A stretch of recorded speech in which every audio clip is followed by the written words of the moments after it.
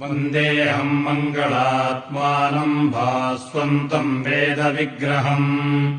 याज्ञवल्क्यम् मुनिश्रेष्ठम् जिष्णुम् हरिहरप्रभम् जितेन्द्रियम् जितक्रोधम् सदा ध्यानपरायणम् आनन्दनिलयम् वन्दे योगानन्दमुनीश्वरम्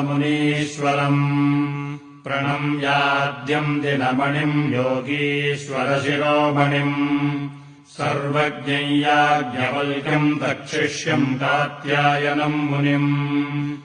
ॐ गणानाम् त्वा गणपादिज्ञे हवामहे प्रियाणाम् त्वा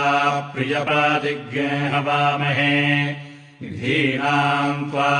निधिपतिज्ञे हवामहे वसो मम ॐ श्रीमहागणपतये नमः।